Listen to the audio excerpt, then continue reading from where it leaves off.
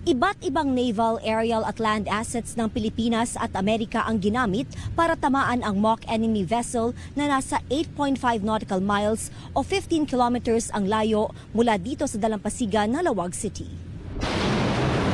Unang nag-target sa barko ang fast attack interdiction craft ng Philippine Navy na armado ng Spike missile. Sinundan ito ng BRPO sa Rizal na may kargang Sea Star anti-ship missile kaya napuruhan ang barko. Sumunod ang air assets. Nagbagsak ng kanilang air-to-ground missile ang mga FA-50 lead-in trainer fighter aircraft ng Philippine Air Force.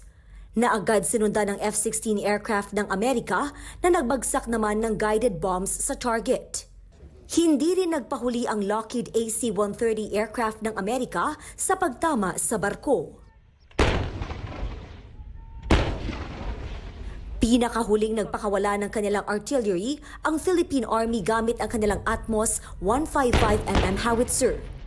It was already sinking, and with a few rounds from the Army artillery, the ship really sank to the bottom. Now it's not in the sea anymore.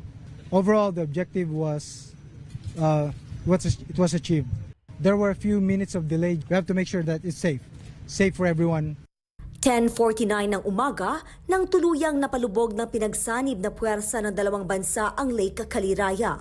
Ang pagsasanay, sinaksihan ng mga observer mula sa 14 na bansa.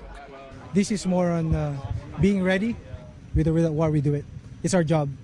So we are confident that we will be able to do our mandate to protect the country.